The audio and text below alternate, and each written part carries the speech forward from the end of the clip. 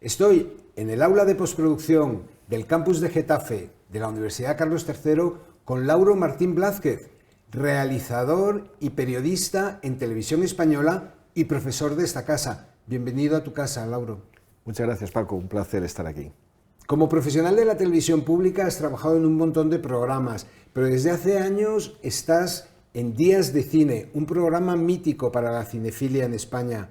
¿Nos puedes contar un poco cómo hacéis el trabajo en ese programa, cómo os organizáis?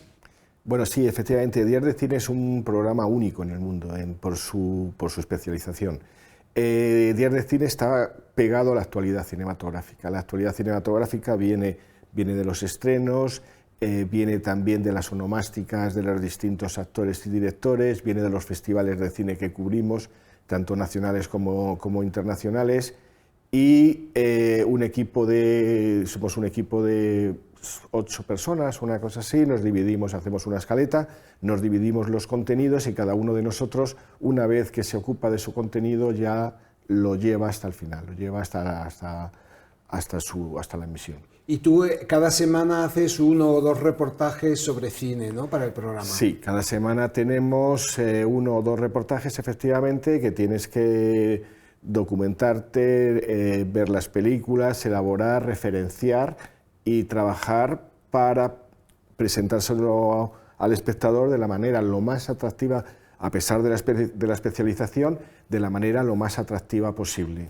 Muy bien, Lauro. Y entonces para nuestro curso tú has preparado una pieza original que has producido expresamente para este curso y a los alumnos, a los estudiantes del curso, les hemos entregado tu material para que ellos monten una pieza con los planos que tú has grabado. ¿Nos puedes contar un poco qué hay en ese archivo que has entregado para hacer el ejercicio? Sí, bueno, esto coincidiendo con el Festival Documenta Madrid 2022, que yo cubría para Días de Cine, decidimos hacer un reportaje también un poco atemporal para la universidad.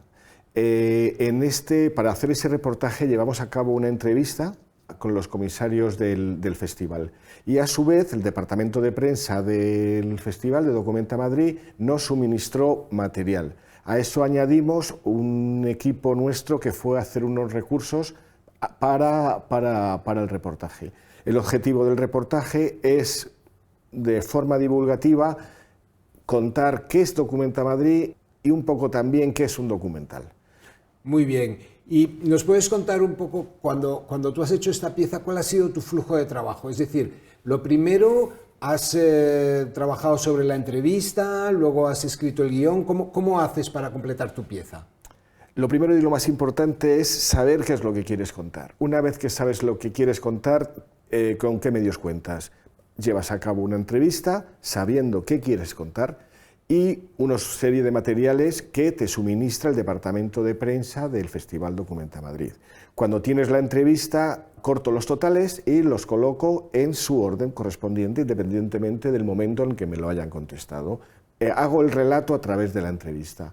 A eso le incorporo un off para, digamos, vehicular un poco la entrevista y también para dar la información adicional que considero oportuno. Es decir, a partir de esos cortes que has hecho en la entrevista y tu locución, ya tienes la narrativa construida, ¿no? Claro, a partir de la sucesión de los totales y los cortes de off, ya tengo la narrativa. Solamente falta añadir la imagen de las películas y la música. Y la música. Pues muchas gracias, Lauro, y a los estudiantes, ánimo haciendo una pieza similar a la que ha hecho Lauro con el material que nos ha entregado.